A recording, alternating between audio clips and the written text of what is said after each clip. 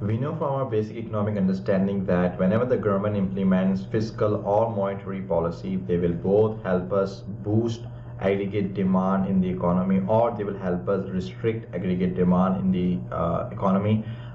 If we implement expansionary fiscal policies and monetary policies, aggregate demand is supposed to increase, and if we implement contractionary fiscal and monetary policies, aggregate demand is supposed to decrease. In our previous video, I discussed as to why does that happen. Why is it that fiscal and monetary policies can cause the aggregate demand to increase or the aggregate demand to decrease depending upon the policy itself? And we did that by understanding the relationship between the LS and the LM curve. In this video, we will talk about the effectiveness of these policies. It essentially means whether the policies will actually work or will not work. We know from our basic understanding that if we use combination of fiscal and monetary policies, the aggregate demand or the employment or the income level in the economy should increase, by a sustainable amount, given the right policy changes. However, what we need to study in this video is whether the increase in income is significant or not significant. Is the increase from Y1 to Y2 significant enough for the policy to be implemented, or is it insignificant that the policy may not be very effective? And to understand that, we have to first go through some few key concepts. The first thing is, when we are talking about elasticity, when we talk about elasticity of the IS curve, we refer to the change in interest relative to change in investment. Well, what does that mean? Change in interest to change in investment simply means how pessimistic or how optimistic the society is. If the society is pessimistic, instead of pessimistic, if the society is pessimistic, what's going to happen is the elasticity is going to be very low, or in other words, elasticity is going to be very inelastic, which essentially means any change in interest rate would not boost investment by a significant amount. And if the society is very optimistic, then the curve will be very elastic, which means that any change in interest rate would cause a high fluctuation in the investment in the economy. Another way of looking at it is by looking at how steep or flat the curve is. If I draw a simple IS curve, if the curve is very flat, it is said to be elastic. If the curve is very steep, it is said to be very inelastic. You can also look at it mathematically, but essentially they all mean the exact same thing. Another thing that we have to understand is that when we talk about the LM curve, the elasticity of the LM curve depends on the change in interest relative to change in money demanded. With LM curve, the elasticity depends on the change in interest to change in money demanded, which essentially means how much people are willing to demand their money given a change in interest rate. We know that the money demand consists of the precautionary and the transactive motive plus the speculative motive. And to keep in mind as we go along is, whenever the government implements fiscal policy, which essentially means increasing government spending or decreasing taxation if the policy is expansionary, or decreasing government spending and increasing taxation if the policy is contractionary. In either case, whenever fiscal policy is implemented, there will always be a crowding out effect. And I hope at this stage you guys have a very good understanding of what crowding out effect actually mean. If you don't understand, please watch the previous video. I expect that everyone understands how to derive the IS-LM curve, everyone understands how the crowding out effect takes place, and everyone has a fair enough idea of how the liquidity preference theory works. If you don't still understand it, maybe I'll make a few videos in the future about it. Whenever we have any monetary policy, generally speaking, the government tries to implement expansionary monetary policy, which means the government is trying to increase money supply That can be by buying securities or any other bonds from banks, so that the bank can release more money and therefore there can be more money in the economy. Whenever we have expansionary monetary policy, whenever the money supply increases, there will always be a fall in the rate of interest.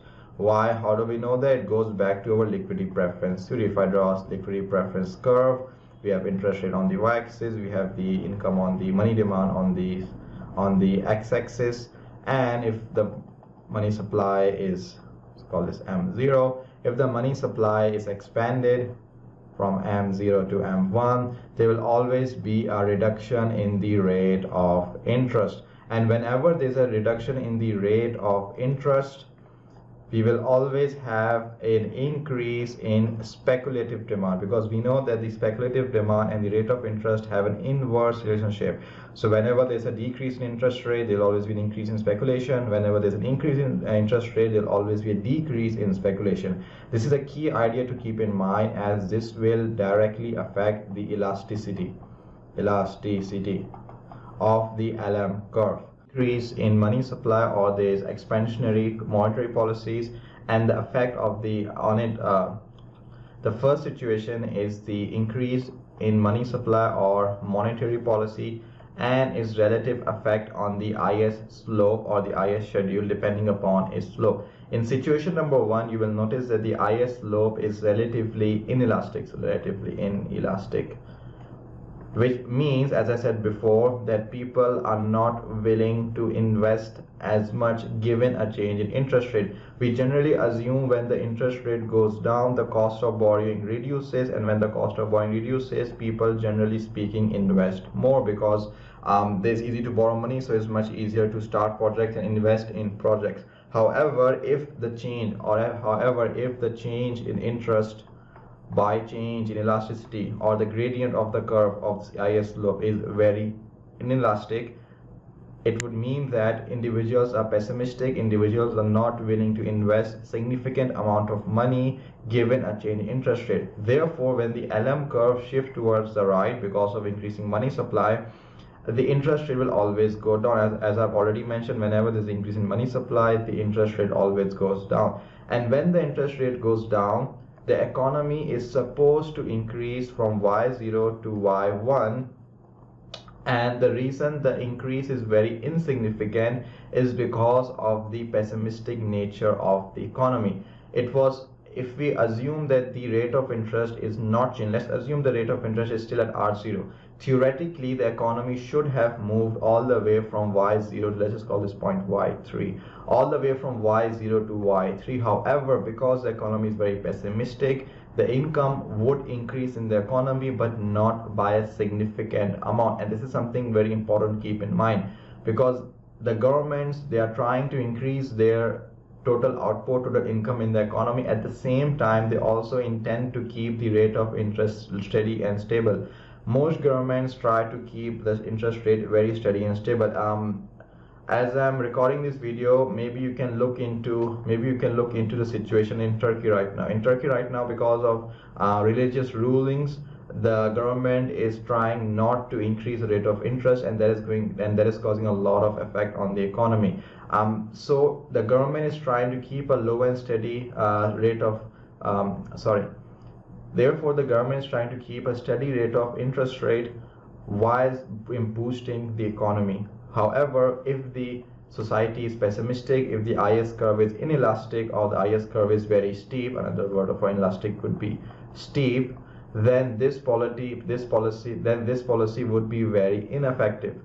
However, if the IS curve is elastic, which means that whenever there is a change in rate of interest, investment goes up by a high amount. People are willing to invest given a small change in interest rate. So if the LM curve shifts towards the right and there is a small decline in the rate of interest, the economy will boost by a significant amount, since people are willing to invest their money, since people are more optimistic in the economy, they are willing to borrow and increase their spending. Therefore, this policy is said to be effective in the economy. A third situation is that of a perfectly inelastic IS curve. Now, to be realistic, this does not exist in real life. However, it's important to understand theoretically to help understand the concept more clearly. If the IS curve is perfectly inelastic, that means that no matter how much change in interest rate we have, there will be no change in investment. This is why I keep on referring back to the equation. The slope of the IS curve depends on the change of interest relative to change of investment. If you can understand this equation derivative over here, it will help you understand the problem very easily. If individuals do not have any incentive, and no matter how much change in interest we have, there is no change in investment. If there is no change in investment, then whatever is the initial level of income will remain at that level regardless of whether people want to whether the economy is supposed to increase or not increase. Because individuals are not investing at all, there will be no improvement in the economy no matter how much money supply increases in the economy. This usually happens during hyperinflation. During hyperinflation, this can happen, but these are very rare situations. We have the case of Zimbabwe.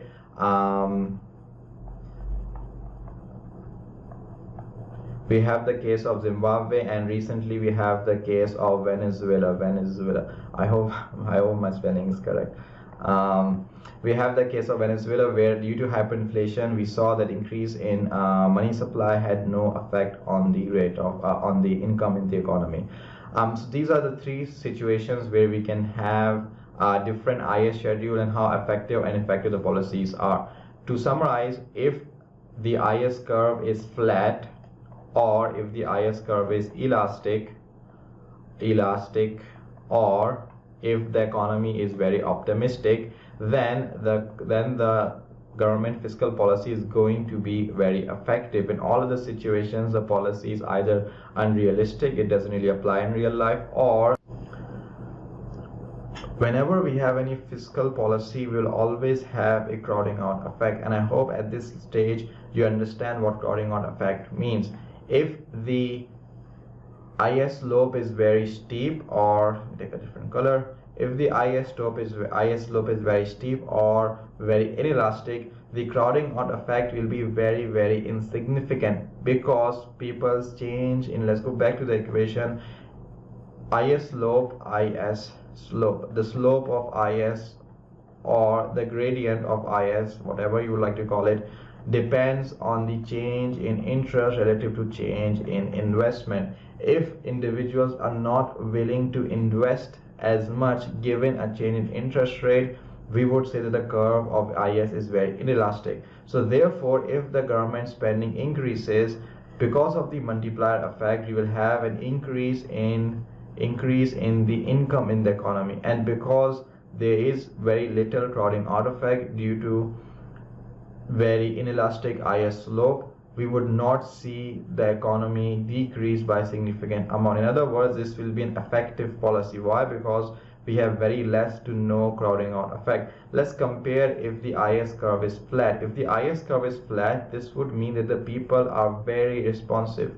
People are very responsive because the elasticity is very elastic. Individuals are very responsive, very responsive to change in interest rate. If there's any change in interest rate, investment would increase or decrease by a significant amount. And whenever investment decreases by a significant amount, you will have a higher amount of crowding out effect. The crowding out effect depends on investment. If the investment change or people's responsiveness to investment is very high, crowding out effect is generally also very high.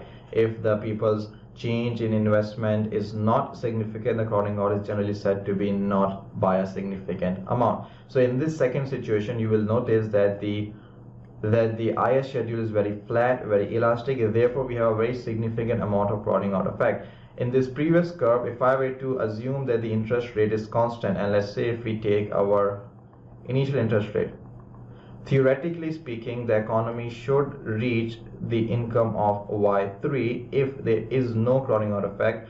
However, because there is very little crowding out effect, the income goes from y0 to y1, which is still very significant. But in this situation too, if we keep our interest rate constant, let's assume the interest rate is constant, the economy should have theoretically moved all the way from y0 to y3. Because of high crowding out effect, the economy would go from y0 to y1 only because of the high crowding out effect. And this is something important to keep in mind. In situation number 3, we have completely inelastic IS curve, which means individuals have zero responsiveness to any change in interest rate. So no matter what and how much fiscal policy is implemented, the economy would increase because there is no crowding out effect. However, this is a very theoretical situation that doesn't really exist in real life, so therefore we really cannot say whether this is practical or not. As for the investment schedule being flat, we know that flat, we know that if the IS curve is very flat, we know that this is not going to be the most effective method. To summarize it for you guys, just keep in mind the crowding out effect plays a major role in any fiscal policy. If the IS slope is elastic, let me put it that way, if the IS slope is elastic, we will have a high amount of crowding out effect, which would mean that we would have an increase in income but not by a significant amount, and for that reason this policy would be ineffective if the IS schedule is elastic. But if the IS schedule is inelastic or very steep, then therefore this would have a positive impact on the income because there is less crowding out effect. In situation number 1, we will see that the LM curve is very flat, or LM curve is very flat. It's called situation 1. LM curve is flat, LM curve is very elastic. Well, what does that mean? If the LM curve is very elastic, that means if there's any change in interest rate, we will have a big change in the money demanded. Now, what does that mean? We can see that the rate of interest has increased from R0 to R1 because the money demand is very responsive. Any change in interest rate would cause our transactive motion or transactive motive, let's call this transactive motive L1, to increase. However, our speculative motive would decrease, but decrease by a large amount. Why? Because our money demand is very responsive. So if there's any small increase in interest rate, you'll have a very large decrease in speculative demand. And we know that whenever we have a large decrease in speculative demand, generally speaking, and we know when we have a very large decrease in speculative demand, we will have very less crowding out effect. Again, we are talking about fiscal policy. So whenever we talk about fiscal policy,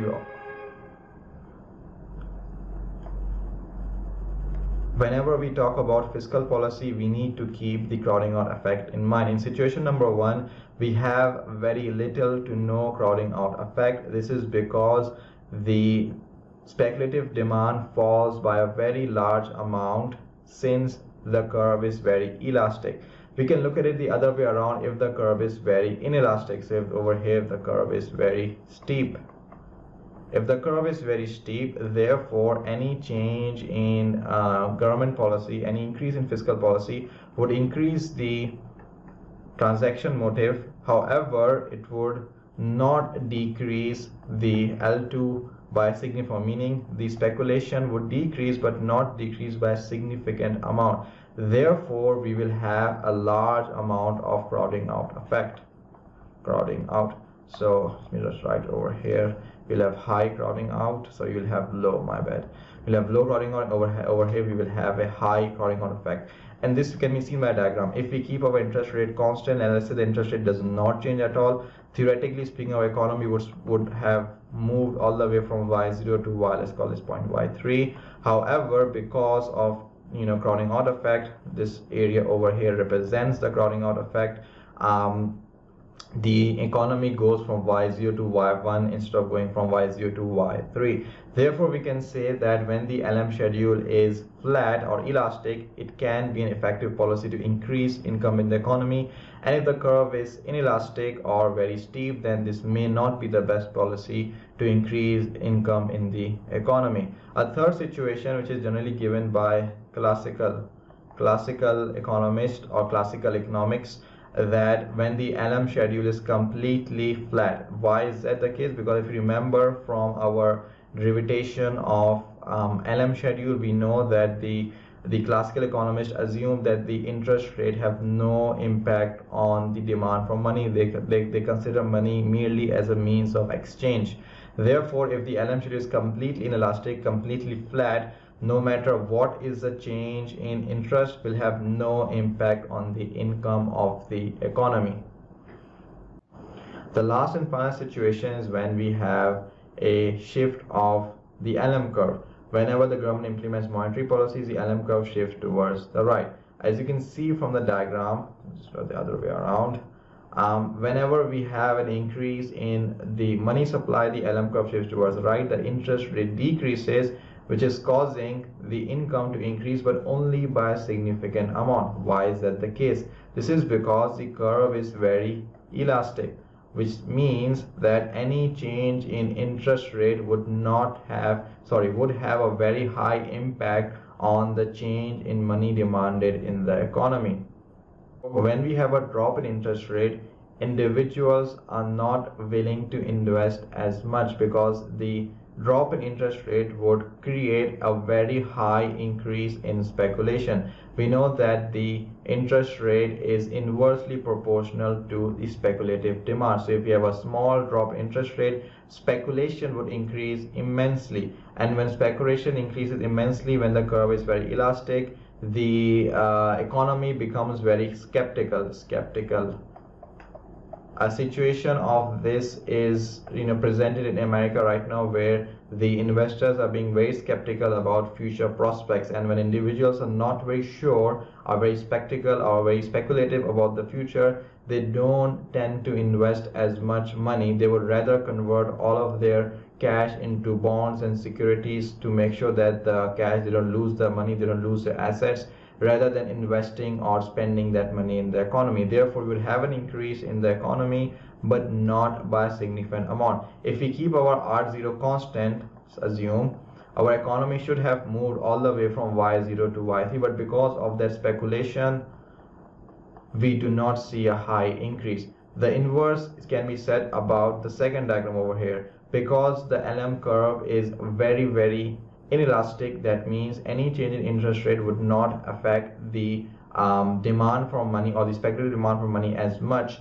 A drop in interest rate would cause people to convert their assets, convert their cash into assets or into bonds by a very small amount, because any drop in interest rate would increase the speculative demand, but since this is very inelastic, that increase would be very small. Therefore, people would convert some of their cash, some of their excess income which they are getting from expansionary monetary policy, but not by a significant amount.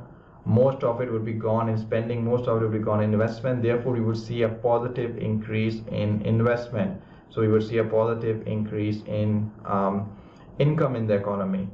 And you can see from the diagram, if we keep our R0 constant, theoretically the curve would have moved towards Y3. However, you will notice the difference between Y1 and Y3 is not significant. Therefore, we can say that if the LM schedule has different slopes or different steepness, the monetary policy is very effective if the slope is elastic, and not very effective if the slope is very elastic. A third situation is when we have a completely inelastic LM curve, which essentially means that there is no change in speculative demand given the change in interest rate. So no matter what interest rate changes, we will only see an increase in transaction, but no increase in our speculative demand. And if we do not see a high increase in speculative demand, you would have a very positive correlation. If the interest rate goes down, our income would go up, which is great, which is very effective. However, because this is a very unrealistic and